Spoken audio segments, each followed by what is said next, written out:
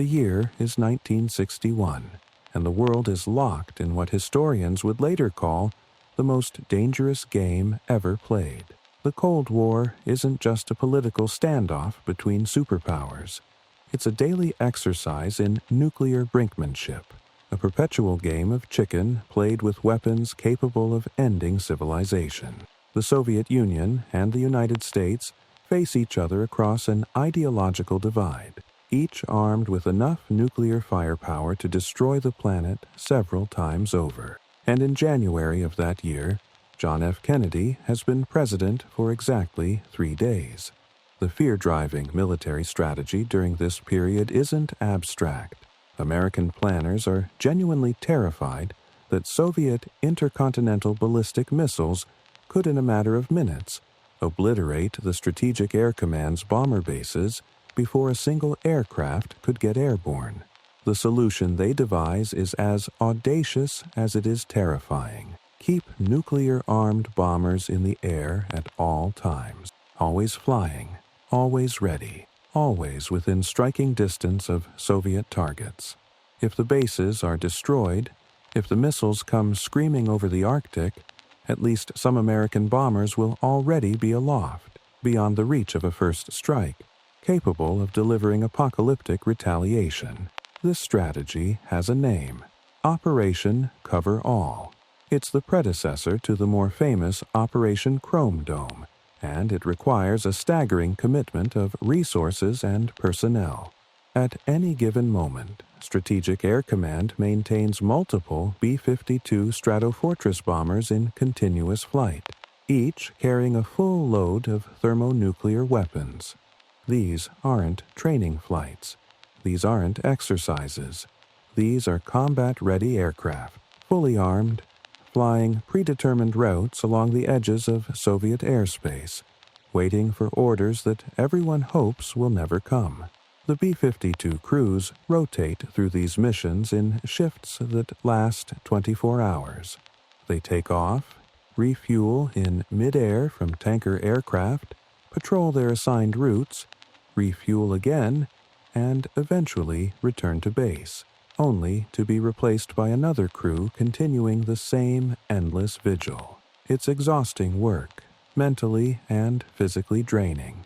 The aircraft themselves are pushed to their operational limits, flying thousands of miles in weather conditions that range from clear skies to Arctic storms, all while carrying weapons whose accidental detonation could trigger World War III. The public knows about these flights in a vague, general sense.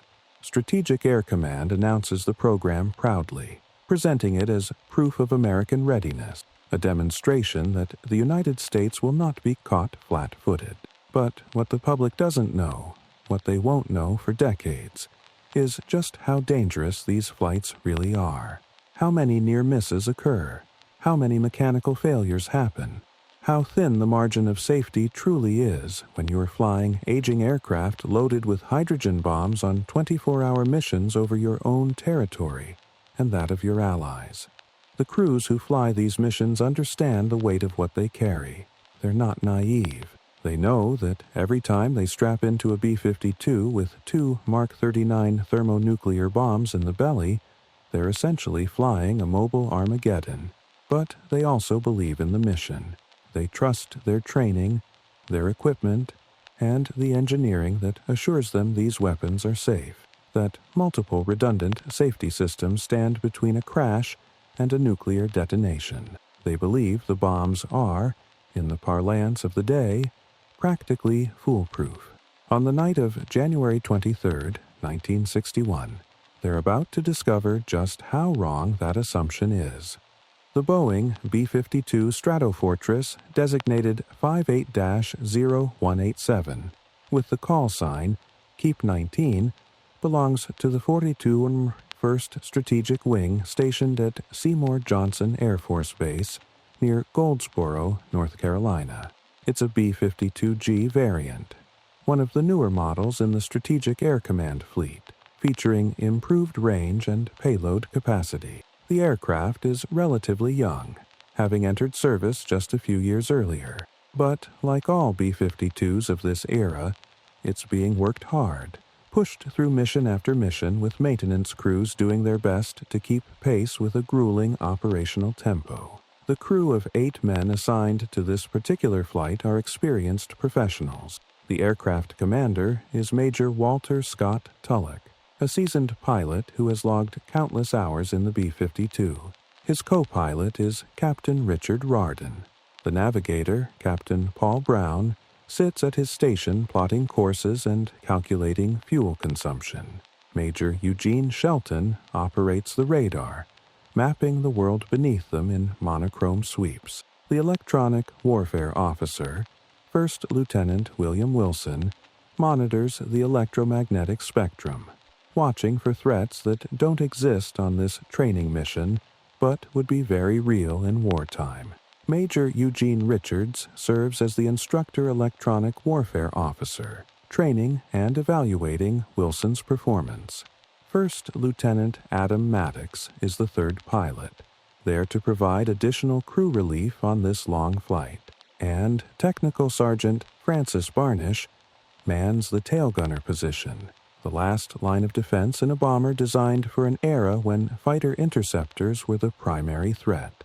These men aren't strangers to each other. They've flown together before. They know each other's habits, communication styles, the little quirks that develop when people spend hours in the confined, pressurized tube of a bomber fuselage. They trust each other. And on this particular night, as they prepare for their mission, they have no reason to believe this flight will be anything other than routine. The mission profile is standard for Operation Cover All. Take off from Seymour Johnson, fly a predetermined route along the Atlantic seaboard, conduct multiple aerial refuelings, maintain constant readiness, and return to base approximately 24 hours later. In the event of war, they would receive authenticated launch codes and proceed to targets deep inside the Soviet Union. But tonight, like every other night on these patrols, they expect to complete the mission without incident, land safely, debrief, and head home to sleep before their next assignment. In the bomb bay of 58-0187 hang 2 weapons that represent the cutting edge of American thermonuclear design. Mark 39, Mod 2 hydrogen bombs, each with a maximum yield of 3.8 megatons.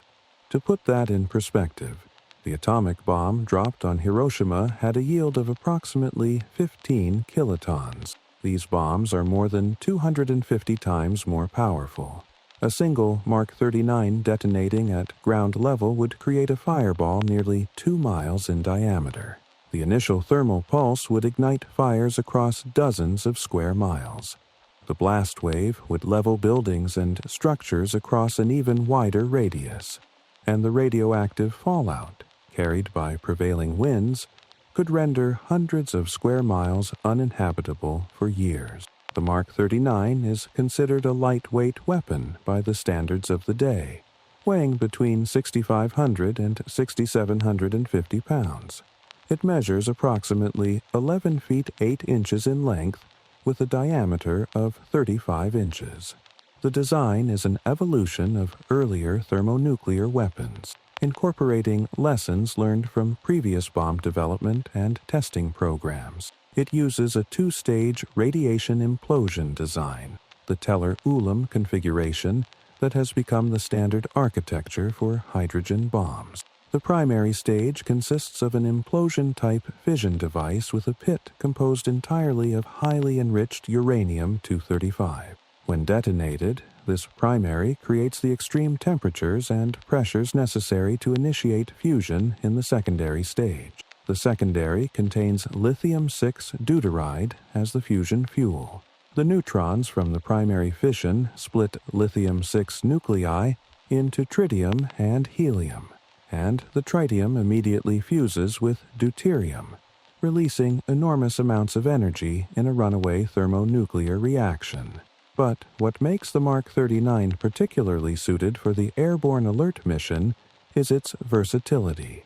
It can be configured for multiple detonation modes: air burst for maximum blast effect, ground contact for cratering, and local fallout, or, uniquely, a lay-down delivery mode where a complex parachute system slows the bomb's descent, allowing it to touch down on the surface before detonating after a preset delay. This laydown capability is designed to give the delivering aircraft time to escape the blast radius when attacking heavily defended targets at low altitude. Each Mark 39 aboard Keep 19 is suspended in the aircraft's bomb bay by shackles and arming rods. The arming rods extend from the bomb casing and are held in place by safety pins. These pins are critical. In a normal combat delivery, the crew would pull the pins using a lanyard system from the cockpit. Only after the pins are removed and certain switches are activated can the bomb progress through its arming sequence. The system is designed with multiple layers of protection, multiple points where the sequence can be interrupted, multiple barriers between an accident and a detonation, or so everyone believes. Keep 19 lifts off from Seymour Johnson Air Force Base in the early evening of January 23rd. The takeoff is routine. The aircraft climbs to cruising altitude, settles into its flight profile, and proceeds along its assigned route. The crew runs through their checklists, monitors their instruments, maintains radio contact with ground control. Everything is normal. Everything is by the book. The first aerial refueling is scheduled for shortly after midnight. The B-52 rendezvoused with a KC-135 Stratotanker, and the two aircraft carefully maneuver into position for the delicate pas de deux of midair refueling. The tanker extends its refueling boom. The B-52 pilot nudges his aircraft forward, positioning the receptacle on the bomber's upper fuselage to mate with the boom. Fuel begins to flow, and that's when the tanker crew notices something wrong. They radio Major Tulloch. His aircraft has a fuel leak, the right wing. Something is streaming from the underside, a mist of aviation fuel vaporizing in the slipstream. The refueling is immediately aborted. Ground control is notified.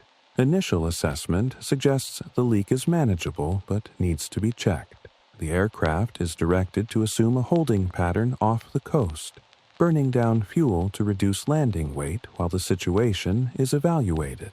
But as Keep 19 enters its holding pattern, the situation deteriorates rapidly. The leak isn't manageable. It's catastrophic. Fuel is hemorrhaging from the right wing at an alarming rate. In less than 3 minutes, 37,000 pounds of jet fuel, more than 5,000 gallons, simply vanishes into the night air. The B-52's right wing is effectively emptying itself while the left wing remains full. This creates an immediate and critical problem. The B-52 is a massive aircraft with a wingspan of 185 feet. In normal flight, the fuel load is carefully balanced between the wings to maintain the aircraft's center of gravity and structural integrity. With the right wing rapidly losing fuel while the left remains loaded, the aircraft becomes increasingly unbalanced. The asymmetric weight distribution puts enormous stress on the wing roots, the critical structural points where the wings attach to the fuselage. Major Tulloch and his crew immediately recognize the danger. They're flying a bomber that is becoming more difficult to control with each passing second. The aircraft wants to roll, pulled by the weight of the fuel-laden left wing. Tulloch fights the controls, using aileron trim and throttle adjustments to keep the wings level, but it's a losing battle. The B-52 was never designed to handle this kind of severe imbalance. Ground control directs Keep 19 to return to Seymour Johnson immediately for an emergency landing. Tulloch acknowledges and begins his approach. The aircraft descends through the night sky, heading toward the runway that represents safety. But with each 1,000 feet of altitude loss, the handling characteristics worsen. The controls become heavier. The aircraft's response becomes more sluggish, more unpredictable. As Keep 19 descends through 10,000 feet, Approximately 9 miles from the runway, something gives way. The structural stress on the right wing root, already compromised by fatigue cracks that subsequent investigation would reveal, reaches its breaking point. Metal fails. Rivets pop. And, in a moment of terrible finality, the entire right wing separates from the aircraft. The B-52 instantly becomes uncontrollable. Without the right wing, there's no lift on that side, no ability to maintain level flight, no hope of reaching the runway. The aircraft begins to roll, tumbling through the sky, gyrating wildly as aerodynamic forces tear at the remaining structure. Inside the fuselage, the crew experiences violent, disorienting motion. Warning lights blaze across instrument panels. Alarms sound. The intercom erupts with urgent voices as men trained for crisis suddenly face the ultimate emergency. Major Tulloch makes the only decision he can. He orders the crew to abandon the aircraft, bail out, eject, get clear. Do it now. The B-52's ejection system is complex, and not all seats are created equal. The pilot and co-pilot have upward-firing ejection seats that blast them clear of the fuselage. The same is true for the gunner in the tail position and the electronic warfare officers. But the navigator and radar operator have downward-firing seats designed to eject them through the bottom of the aircraft, a system that becomes deadly problematic when the bomber is tumbling and potentially inverted. At approximately 9,000 feet, with the aircraft in an uncontrolled dive and breaking apart around them, the crew begins their desperate escape. 5 men successfully eject. Their seats fire, the rocket motors ignite, and they're thrown clear of the dying bomber. Parachutes deploy. They float down through the cold January night toward the dark farmland below. They will survive with only minor injuries, landing in fields and woods, disoriented but alive. First Lieutenant Adam Maddox, the third pilot, makes a decision that will mark him in aviation history. His position doesn't have an ejection seat. His only option is to manually bail out through the upper hatch. In the chaos of the disintegrating aircraft, with the fuselage breaking apart, he somehow manages to climb to the hatch, open it against the howling slipstream, and throw himself out into the night. He becomes the only person known to have successfully bailed out through the upper hatch of a B-52 without an ejection seat. His parachute opens. He survives. But 3 men are not so fortunate. Technical Sergeant Francis Barnish, the tail gunner from Greenfield, Massachusetts, ejects successfully, but something goes wrong during his descent. His body is found 2 miles from the main crash site, parachute deployed, hanging in a tree. The cause of death is never fully determined. Perhaps the ejection injured him. Perhaps the opening shock of the parachute at such high speed caused trauma. He does not survive the landing.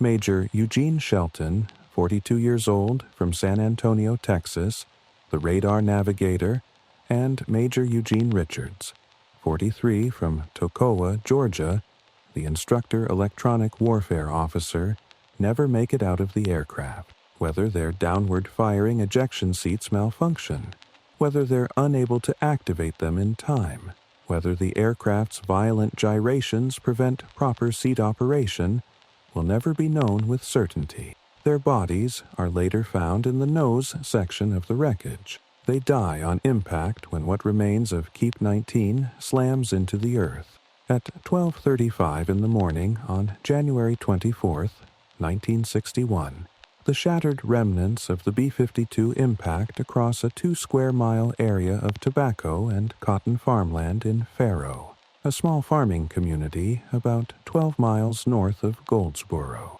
The wreckage is scattered across fields and through stands of trees. Some pieces of the aircraft are found embedded in the soil upside down, testament to the chaotic, tumbling breakup the bomber experienced in its final moments. But the crash of the aircraft, as tragic as it is, becomes secondary to another terrifying reality. The 2 Mark 39 hydrogen bombs, each carrying the explosive power of millions of tons of TNT, are no longer in the bomber. As the aircraft broke apart between 10,000 and 2,000 feet, both weapons separated from their shackles and fell free into the North Carolina night, and one of them nearly detonated. The residents of Faro and the surrounding communities are jolted awake by sounds and sights that don't belong in their quiet rural world. Billy Reeves, a young boy at the time, will later describe watching from his bedroom window as fire lit up the sky like blood on the walls. The crash creates explosions bright enough to be seen for miles. Debris rains down across farms and forests. People rush to their windows, step out onto porches, trying to understand what's happening. The immediate assumption, in the context of 1961 Cold War paranoia, is that this might be it. The war might have started. The apocalypse everyone has been dreading, preparing for, having nightmares about, might finally be unfolding. The sight of a burning aircraft falling from the sky triggers every civil defense drill, every duck-and-cover nightmare, every fear that has haunted American consciousness since the Soviets detonated their first atomic bomb 12 years earlier. But this isn't a Soviet attack. This is something potentially worse. This is an American nuclear weapon accident. A broken arrow, the military code designation for an unexpected event involving nuclear weapons. And, as emergency response personnel begin to converge on the crash site, as Air Force personnel from Seymour Johnson scramble to assess the situation, the full scope of what nearly happened begins to reveal itself. The two Mark 39 bombs have followed very different paths from the braking aircraft to the ground, and their different trajectories have profound implications for how close North Carolina comes to experiencing a thermonuclear detonation. The bomb that was housed in the aft bomb bay, designated Weapon Number 1, serial number 434909, separates from the aircraft at approximately 9,000 feet, roughly the same altitude where Major Tulloch orders the crew to eject. As the B-52 breaks apart, the bomb is flung from the bomb bay, and, in a sequence of events that will haunt nuclear weapons safety engineers for decades, the violent motion of the aircraft breakup mimics almost exactly the steps that would occur during an intentional weapons release. The safing pins that hold the arming rods in place are pulled free, not by deliberate action from the cockpit, not by a crew member pulling the lanyard, but by the sheer mechanical forces of the aircraft tearing itself apart. The pins withdraw longitudinally, smoothly, without damage, exactly as they would in a normal bomb drop. Once the pins are removed, the arming rods automatically retract, and the bomb's internal systems interpret this as the first step in a legitimate release sequence. The bomb falls. As it does, aerodynamic forces and altitude-sensing mechanisms inside the weapon begin to trigger subsequent steps in the arming process. The Bish generator, which provides electrical power to the bomb's firing circuits, activates. Low-voltage thermal batteries charge. The timer circuit starts its countdown, and, critically, the bomb's parachute system deploys. This is part of the Mark 39's lay-down delivery mode. The parachute system consists of two stages. First, a small drogue parachute deploys to stabilize the bomb and reduce its speed. Then, a massive main parachute, 100 feet in diameter, blossoms open, drastically slowing the weapon's descent. This parachute is designed to allow the bomb to touch down gently enough that contact fuses can trigger a surface detonation, giving the delivering aircraft time to escape the blast zone. The parachute deploys successfully. Weapon Number 1 drifts down through the darkness, slowed to a descent rate that, under combat conditions, would be perfect for a lay-down attack. It impacts the ground in a field with minimal damage. The weapon remains largely intact, hanging in trees, its massive parachute caught in the branches. It's found standing nearly upright, as if someone had carefully placed a hydrogen bomb in a North Carolina forest. But here's the terrifying part. As weapon number 1 descended, it went through 5 of the 6 steps required for a full nuclear detonation. 5 out of 6. The safing pins were removed. The arming rods withdrew. The Bish generator powered up. The low-voltage thermal batteries charged. The parachute deployed. And the contact fuses armed themselves, ready to trigger when the weapon touched the ground.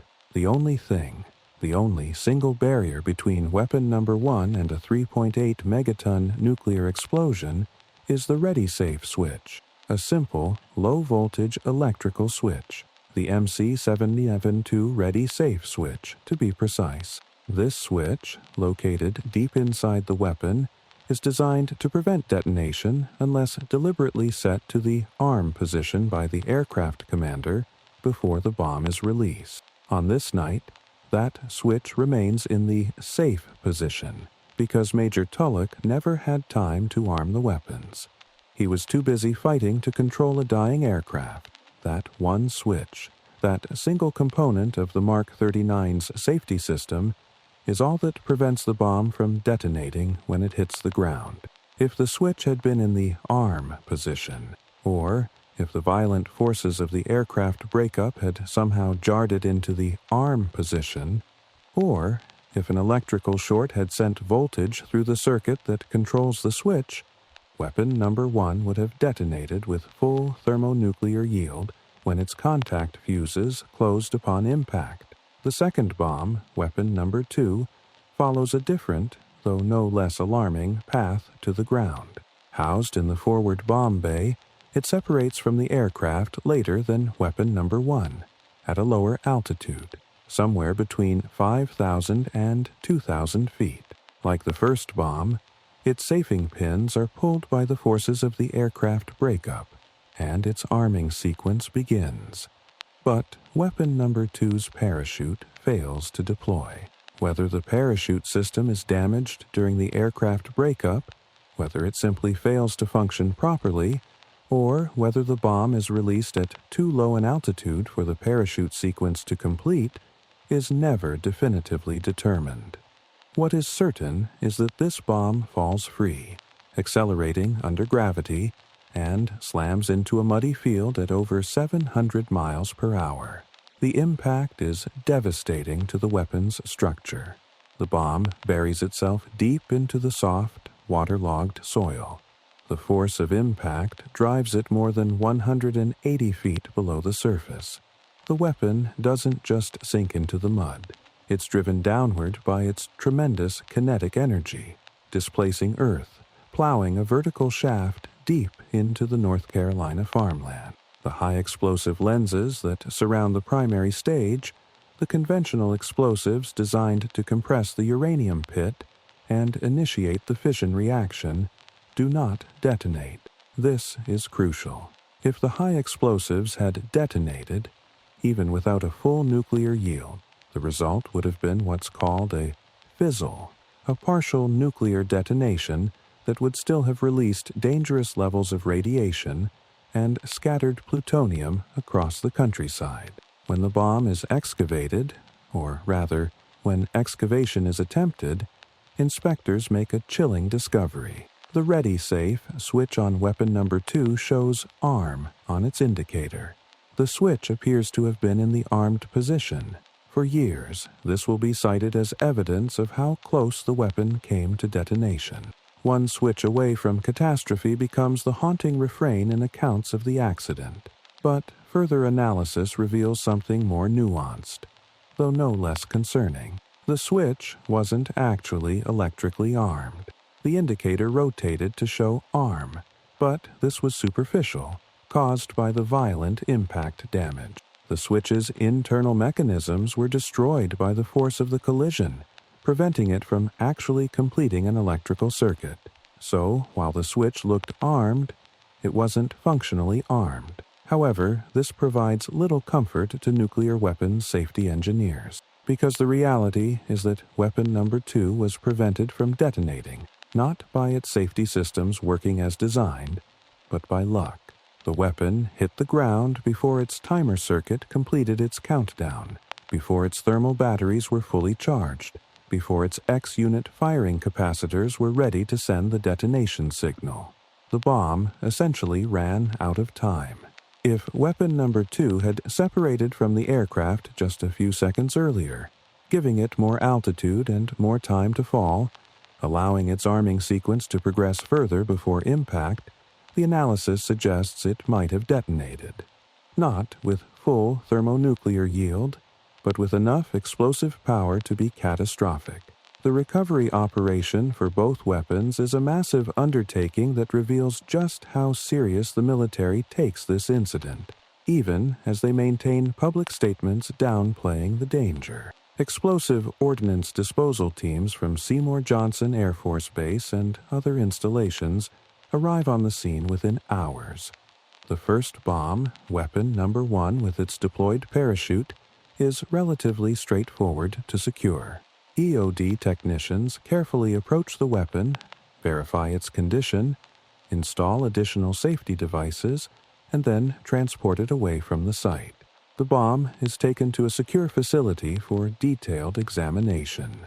Airman First Class Earl Smith, an Air Force EOD technician, is among the first responders on the scene. His account, given years later, provides chilling details about the recovery of weapon number 1.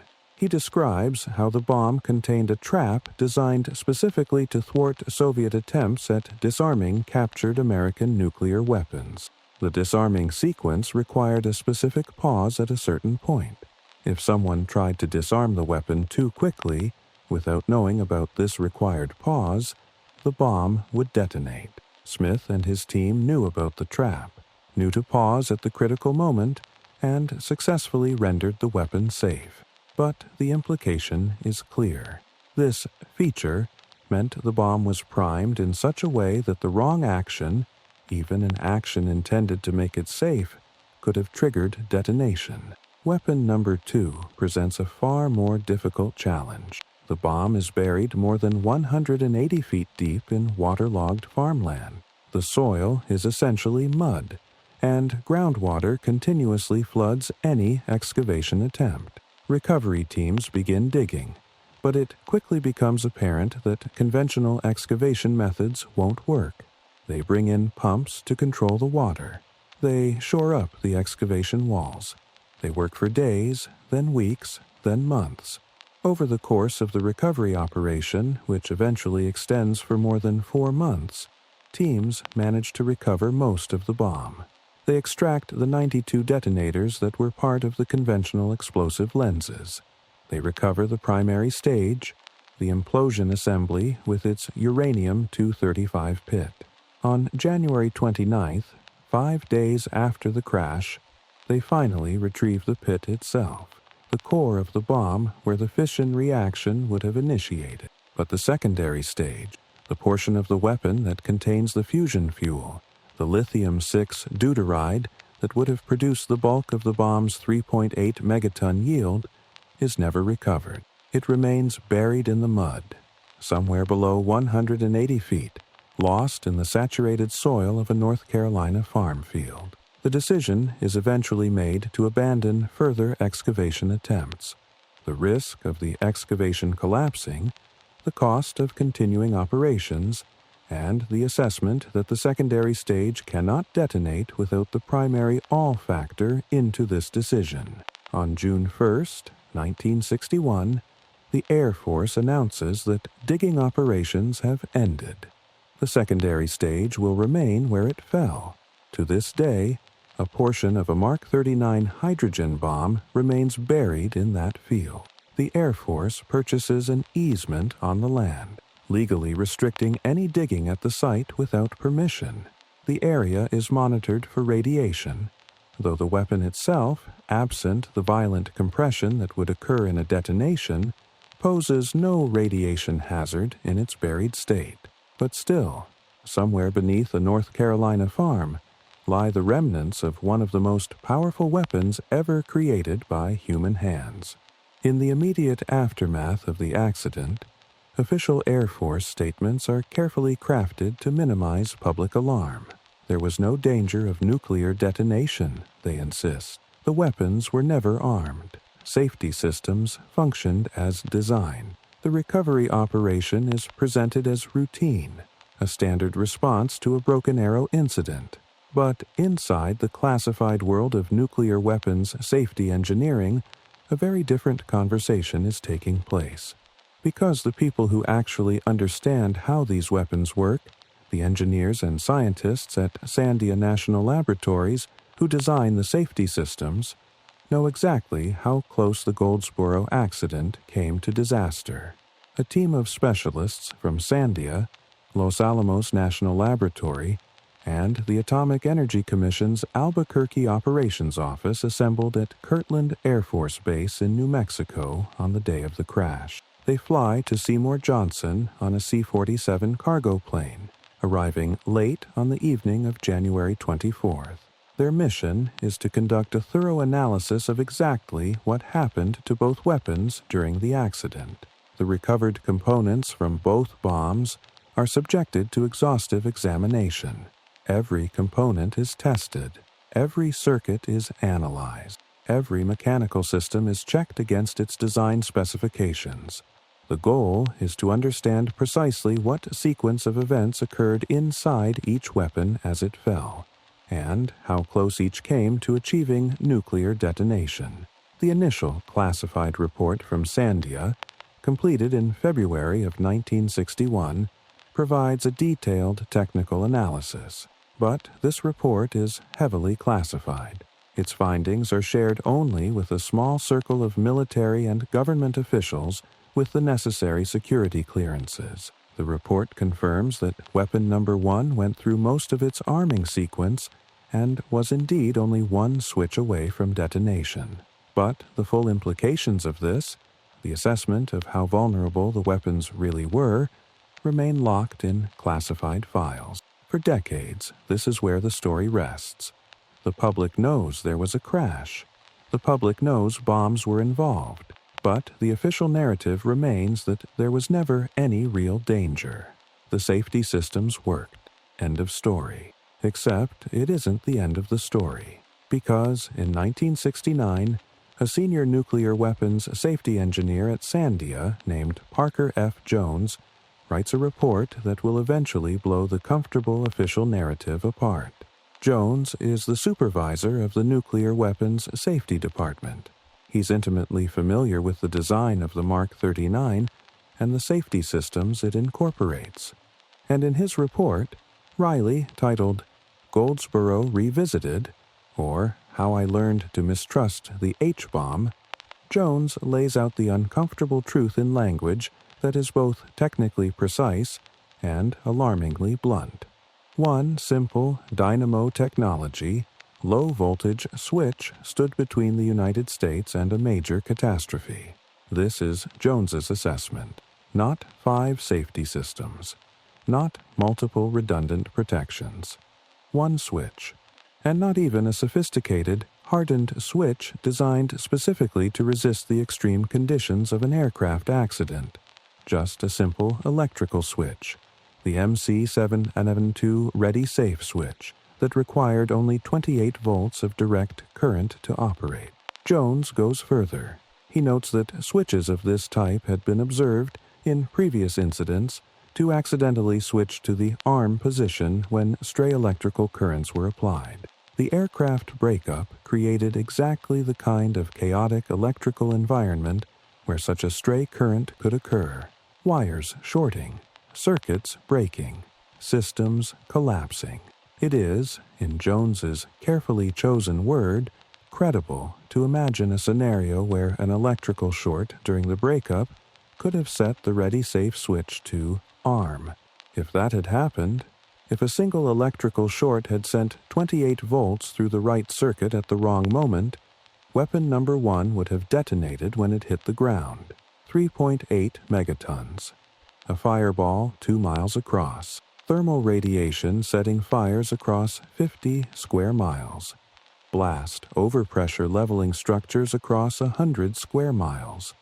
radioactive fallout spreading northeast, carried by prevailing winds, potentially contaminating the entire Atlantic seaboard. Jones concludes his report with a damning assessment. The Mk-39 Mod 2 bomb did not possess adequate safety for the airborne alert role in the B-52. The Mark 39 has 4 safety mechanisms designed to prevent accidental detonation. One of those mechanisms is ineffective in midair accidents because it relies on the bomb being properly suspended in the aircraft. When the aircraft breaks apart, this mechanism is immediately compromised. For weapon number 1, 2 additional safety mechanisms were rendered ineffective by the aircraft breakup. The pins were pulled. The arming sequence initiated. That left one barrier, the ready safe switch. And that switch, Jones notes, is not complex enough, not hardened enough, not reliable enough to be considered an effective safety mechanism when the aircraft and the weapon it carries are tumbling through the sky in pieces.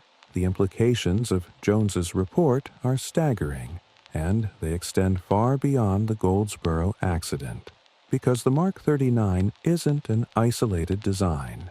It represents the state-of-the-art in American nuclear weapons engineering during the late 1950s and early 1960s. If the Mark 39 has these vulnerabilities, if its safety systems can be defeated by the very conditions they're supposed to protect against, what does that say about all the other weapons in the stockpile? What does it say about all the other bombers flying airborne alert missions every single day with similar weapons? Jones's report is classified, top secret, restricted data. It's shared within the nuclear weapons complex, among the scientists and engineers who need to understand these vulnerabilities to design better safety systems. But it doesn't reach the public. It doesn't make the newspapers. It doesn't change the official narrative about Goldsboro. The Air Force continues to maintain, publicly, that the weapons were never in danger of detonating, that multiple safety systems functioned as designed, that the American people were never at risk. It's not until 2013, more than 50 years after the accident, that the truth begins to emerge into public view. Eric Schlosser, an investigative journalist researching a book on nuclear weapons safety, obtains a heavily redacted copy of Parker F. Jones's report through Freedom of Information Act requests. The report, even with its redactions, makes clear just how close the Goldsboro accident came to disaster. Schlosser's book, Command and Control, Nuclear Weapons, the Damascus Accident, and the Illusion of Safety, published in September of 2013, brings the Jones report to public attention. The revelation sparks renewed interest in the Goldsboro incident. News outlets revisit the story. Declassified documents are re-examined, and the comfortable assurances that had been offered for decades, the insistence that there was never any real danger, begin to crumble under the weight of documentary evidence. Secretary of Defense Robert McNamara, who was serving in that role at the time of the accident, though he'd only been in office for 3 weeks, is later asked about Goldsboro in interviews. His response is carefully diplomatic, but ultimately revealing. He acknowledges that nuclear weapons accidents have occurred, and confirms that by the narrowest of margins, catastrophe was avoided. When pressed on just how narrow those margins were, McNamara offers an assessment that echoes Jones's findings. The United States came very close to experiencing a nuclear detonation on its own soil. The Goldsboro accident is not an isolated incident. It's one of 32 Broken Arrow accidents officially acknowledged by the United States Department of Defense between 1950 and 1968. 32 incidents, 32 events where nuclear weapons were lost, damaged, accidentally jettisoned, or involved in crashes and fires. And those are only the ones that have been declassified and publicly acknowledged. The actual number is likely higher. Operation Chrome Dome, the successor program to Operation Cover All, continues for years after Goldsboro, despite the clear dangers revealed by the accident. Throughout the 1960s, Strategic Air Command maintains a continuous airborne alert, with up to 12 B-52 bombers in the air at any given time, each carrying nuclear weapons. These missions fly predetermined routes near Soviet airspace, ready to proceed to targets if war is declared. The risks of these missions become undeniable when, on January 17, 1966, another B-52 carrying 4 hydrogen bombs collides with a KC-135 tanker during a refueling operation over Palomares, Spain. The collision destroys both aircraft. All 4 nuclear weapons aboard the B-52 fall from 31,000 feet. 2 bombs impact near the village of Palomares, their high explosive components detonating on impact and scattering plutonium across the countryside. A third bomb is recovered relatively intact. The fourth lands in the Mediterranean Sea and is only recovered after an intensive 2-month search involving submersibles and specialized recovery vessels. The cleanup operation in Palomares requires the removal of more than 1,400 tons of contaminated soil, which is sealed in barrels and shipped back to the United States for disposal. The incident causes an international diplomatic crisis and severely strains U.S. relations with Spain. 2 years later, on January 21, 1968, another B-52 on airborne alert crashes near Thule Air Base in Greenland after a fire breaks out in the navigator's cabin. The crew attempts an emergency landing at Thule, but the aircraft crashes on sea ice about 7 miles from the runway. The impact detonates the high explosives in all 4 nuclear weapons aboard, creating a massive fireball and scattering radioactive debris across the ice. The plutonium cores are never fully recovered, and approximately 10,600 tons of contaminated ice, snow, and debris have to be removed and shipped to the United States for disposal in a radioactive waste site. These accidents, combined with the findings of the Jones Report and similar analyses from other incidents, finally force a reckoning with the risks of the Airborne Alert Program. In January of 1968, just days after the Thule crash, Defense Secretary McNamara orders a significant reduction in airborne alert operations. By 1969, Strategic Air Command phases out the continuous airborne alert altogether. The bomber force remains on ground alert, ready to launch within minutes. But no longer does the United States keep nuclear-armed bombers continuously in the air. The weapons themselves undergo significant redesign. The vulnerabilities identified in the Mark 39 and similar weapons of that era drive the development of what are called one-point safe designs. These newer weapons are engineered so that even if the high explosives detonate at a single point, rather than in the precisely timed symmetrical implosion required for nuclear yield, the weapon will not produce a nuclear explosion. Enhanced safety features are incorporated. Stronger environmental sensing devices that can distinguish between the conditions of a legitimate weapons release and the conditions of an accident. More robust electrical systems that are harder to trigger accidentally. Better physical protections against the forces of aircraft breakups, crashes, and fires. By the mid-1970s, the weapons in the American nuclear arsenal are substantially safer than the bombs that fell on Goldsboro in 1961. But the improvements come at a cost. Billions of dollars in research and development. Billions more in retrofitting existing weapons and producing new ones. And an acknowledgement, never quite made explicitly but implicit in the effort, that the earlier generation of weapons was deployed and used in operational settings despite known vulnerabilities. Back in North Carolina, life returns to normal, or as normal as it can be when a piece of a hydrogen bomb remains buried in your farmland. The Air Force maintains its easement on the property where weapon number 2 came to rest. The landowner is compensated, but restricted from deep excavation. Periodic monitoring confirms that no radiation is leaking from the buried weapon components. For decades, there's no marker, no monument, no public acknowledgement of what happened in those tobacco fields. The people who live in the area know, of course. The older residents remember the night the bomber fell. Some saw the fire in the sky.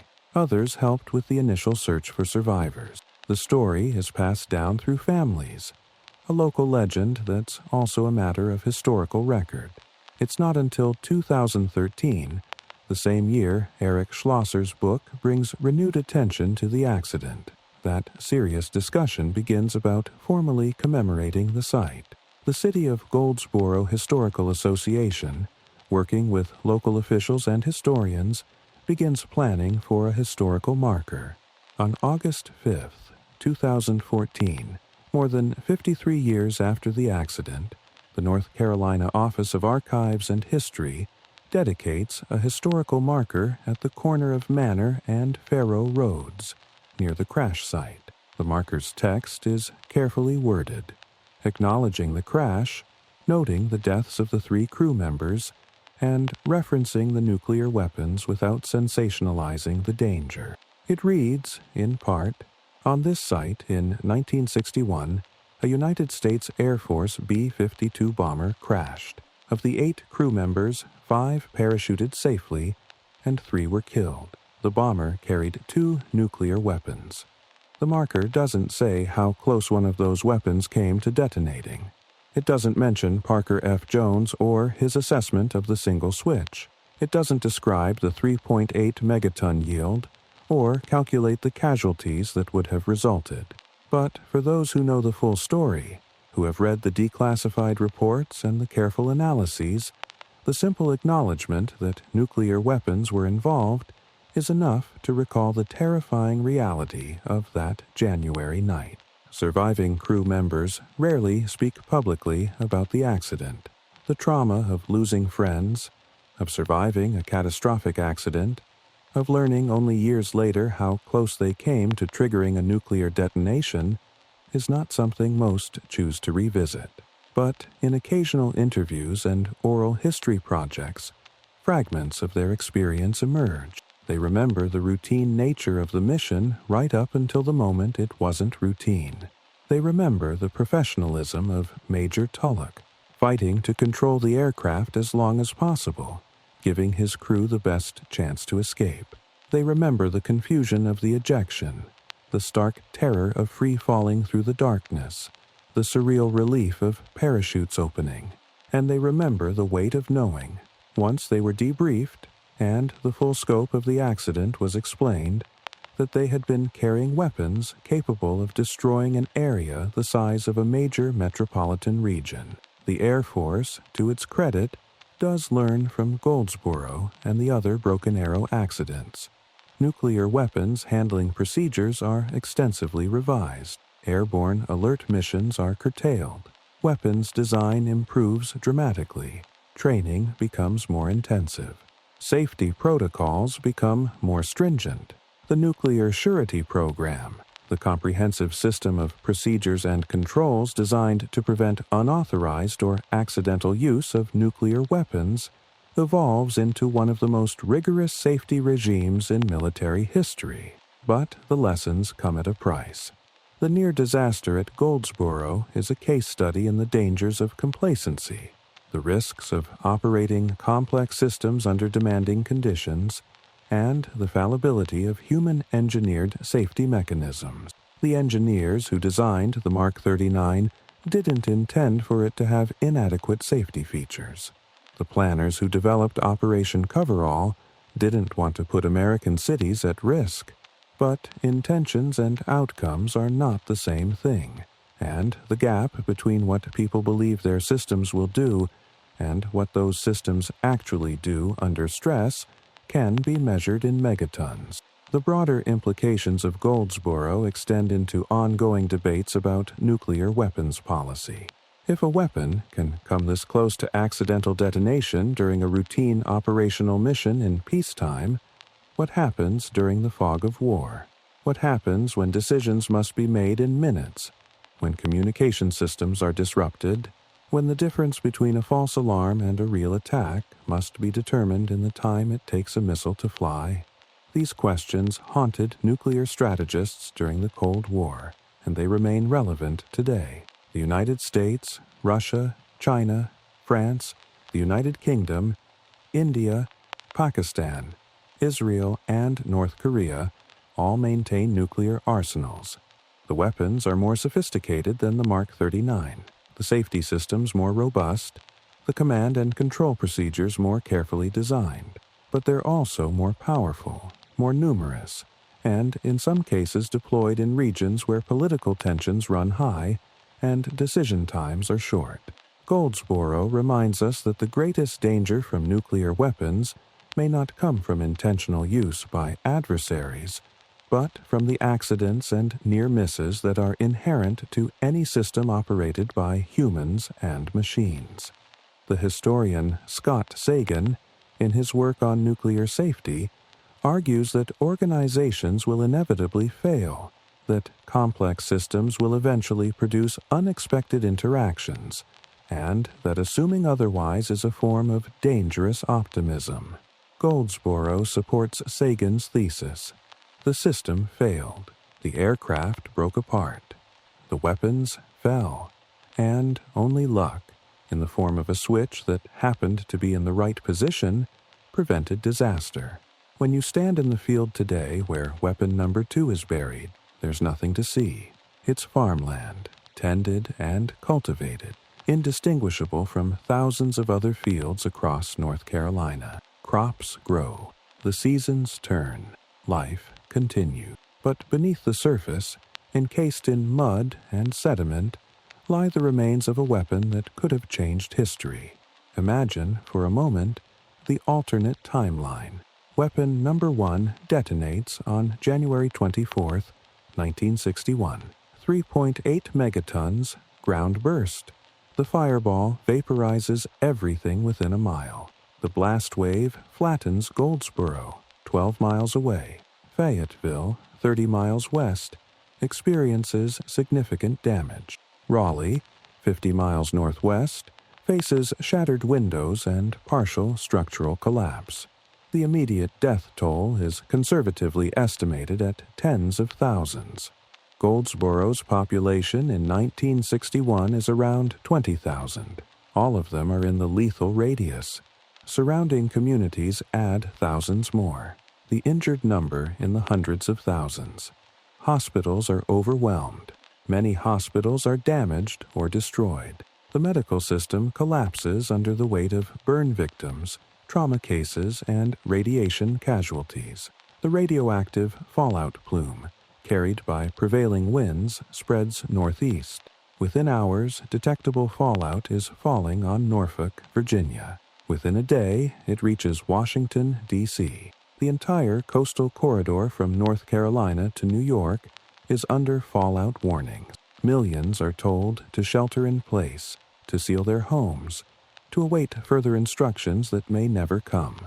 The political ramifications are incalculable. President Kennedy, 3 days into his administration, faces a domestic nuclear disaster. How does he explain this to the American people? How does he maintain credibility? How does the world respond to the revelation that American nuclear weapons are apparently prone to accidental detonation? The Soviet Union, observing the chaos, must decide how to interpret the event.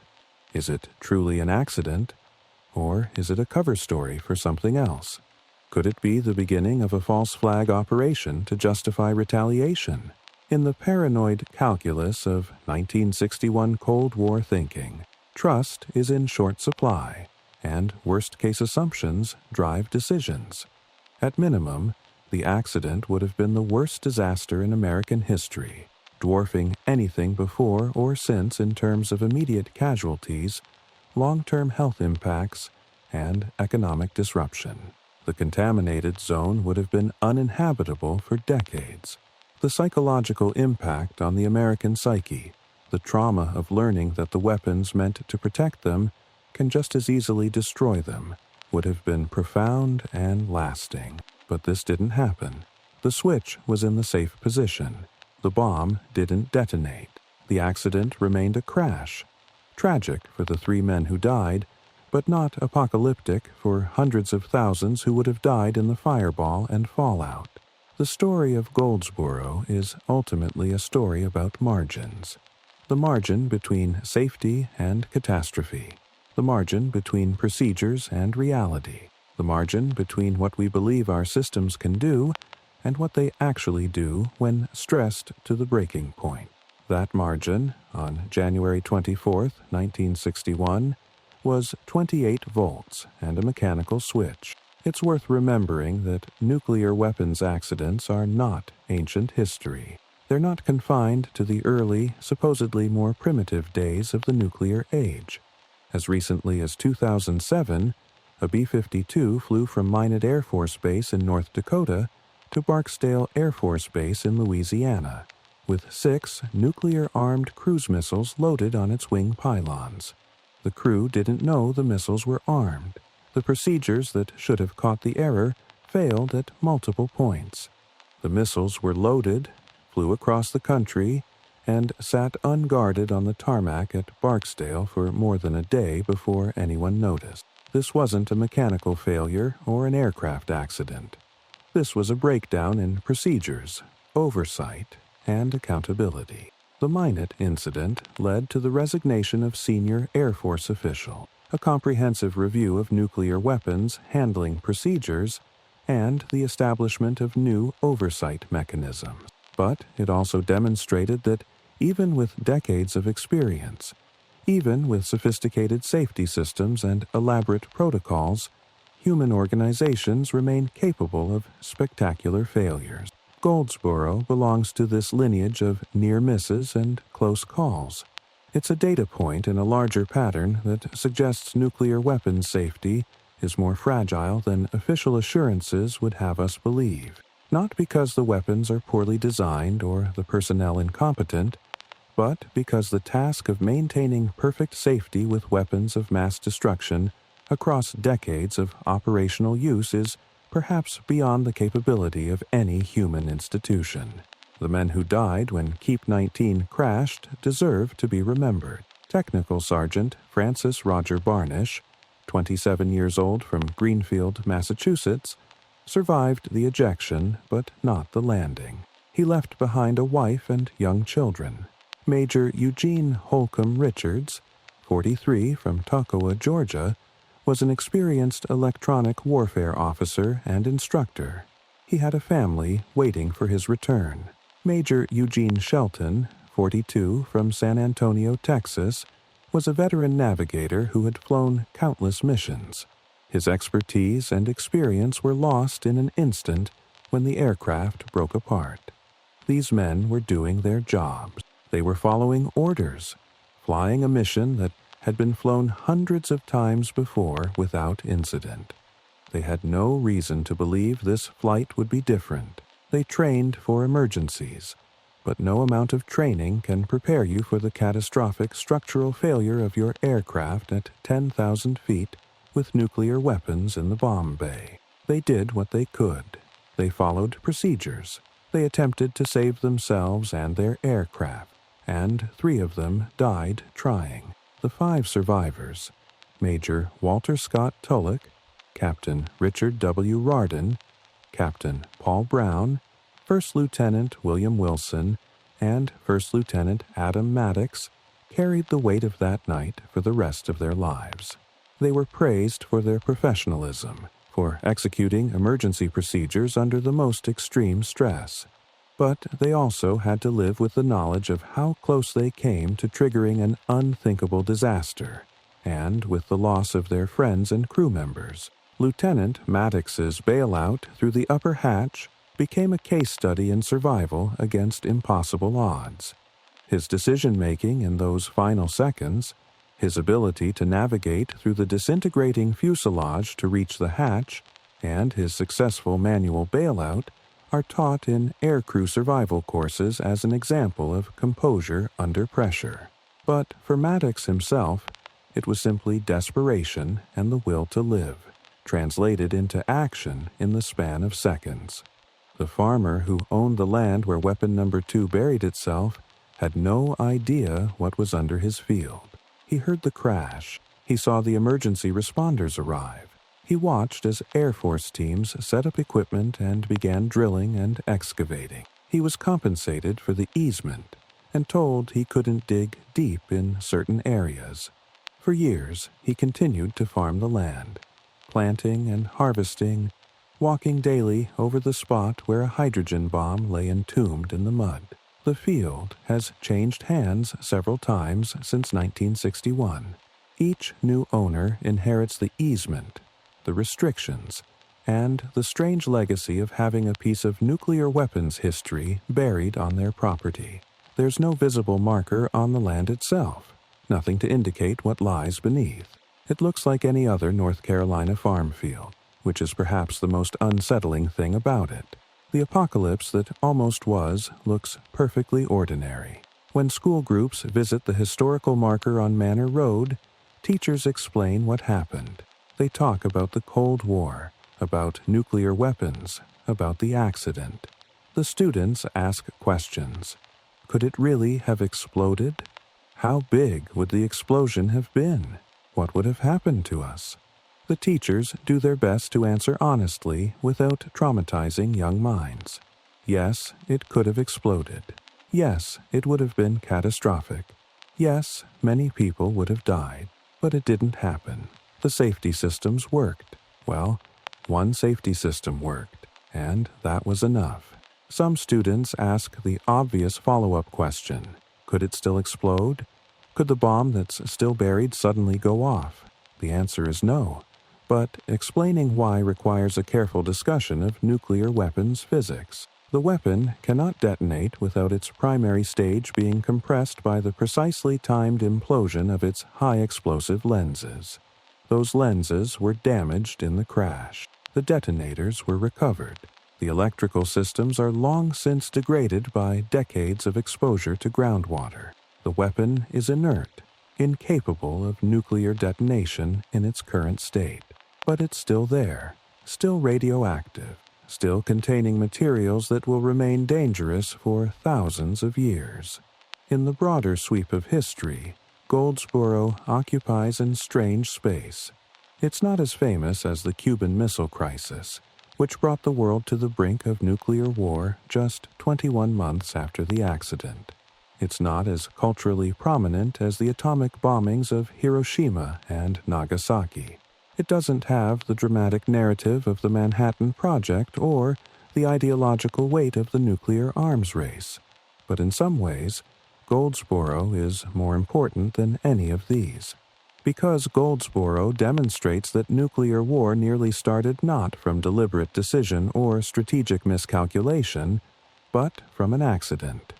A fuel leak, a structural failure, a series of mechanical and procedural breakdowns that almost killed hundreds of thousands of Americans in their sleep. The accident reveals the fragility of the systems we build to control the most destructive weapons ever created. It shows that safety is not absolute, that redundancy is not infallibility, and that the difference between a close call and a catastrophe can be vanishingly small. 28 volts, a switch position, a timer that ran out of altitude before it ran out of time. These are the margins upon which survival rested that night, and they're narrower than any of us would like to believe. As we come to the end of this story, it's worth sitting with the uncomfortable reality that Goldsboro represents. For decades, the official narrative was that everything was under control, that safety systems worked as designed, that the American people were never truly at risk.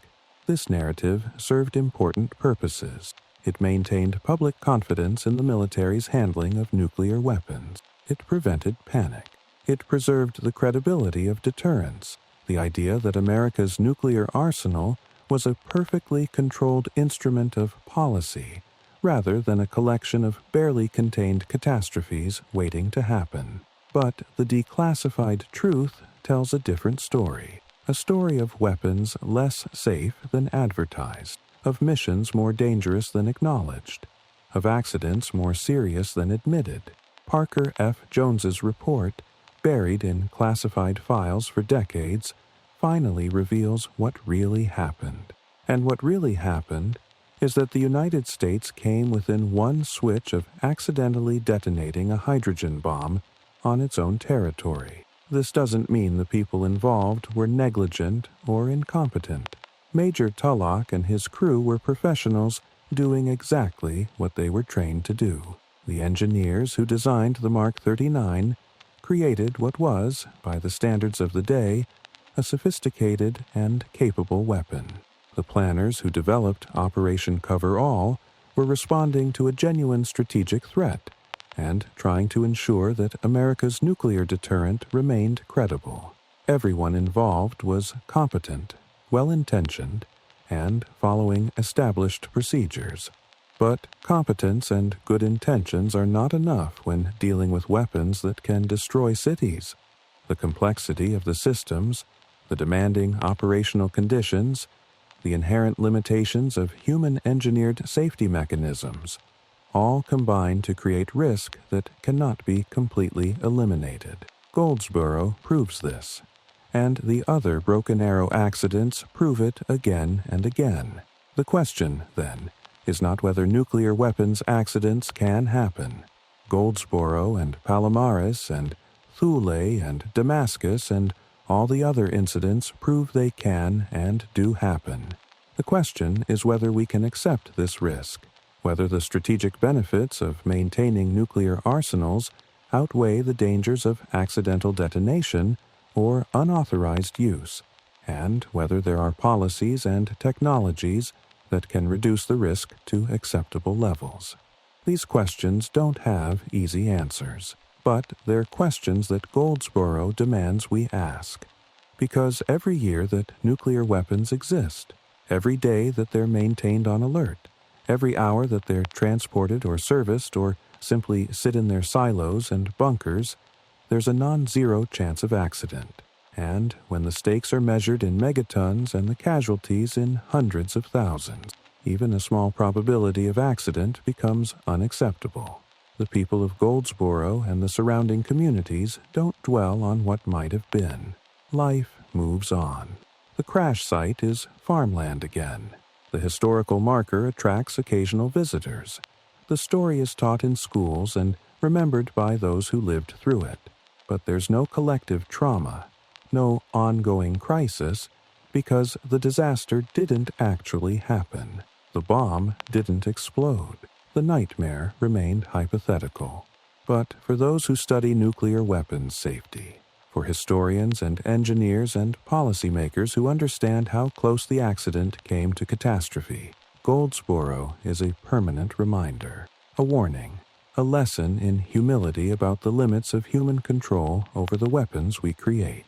The secondary stage of weapon number 2 remains buried in that field, more than 180 feet down in the North Carolina mud. It will be there for centuries, long after everyone who remembers the accident is gone, long after the B-52 is a museum piece, long after the Cold War is a distant chapter in history books. The weapon will remain, a piece of our nuclear age buried in the earth, slowly decaying, never to fulfill its designed purpose, but never to be completely forgotten either. And somewhere in the classified archives, Parker F. Jones's report endures, a testament to his willingness to speak an uncomfortable truth. One simple, low-voltage switch. That's all that stood between routine accident and historical catastrophe. One switch that happened to be in the safe position because Major Tulloch never had time to arm the weapons before his aircraft broke apart. We call that luck. We call it fortune. We call it divine providence if we're inclined toward religious interpretation. But whatever we call it, we should recognize it for what it is. A warning that safety margins can be much thinner than we believe, that the systems we trust can fail in ways we don't anticipate, and that the weapons we build to protect us can just as easily destroy us. This was the night North Carolina almost ceased to exist as anything other than a radioactive wasteland. The night a routine training mission became a near apocalypse. The night 3 men died and 5 survived, and millions more never knew how close they came to dying in their sleep. This was January 24th, 1961, the day 2 hydrogen bombs fell on Goldsboro, and the day America learned, though it wouldn't fully acknowledge it for 50 years, just how close it had come to bombing itself. If this deep dive into one of the most terrifying near misses in American history gave you something to think about, helped you understand the hidden dangers of the nuclear age, or just kept you company through another night, consider leaving a like on the video and subscribing to the channel. There are more stories like this, more classified files declassified, more secrets that governments kept hidden for decades. And they're all worth knowing about, worth understanding, worth wrestling with in the quiet hours when we're willing to confront uncomfortable truth. Stay curious, stay skeptical, and remember that history is often stranger and more frightening than fiction, especially when it involves weapons capable of ending the world and the accidents that almost used them. This has been Dark Government Files. Until next time.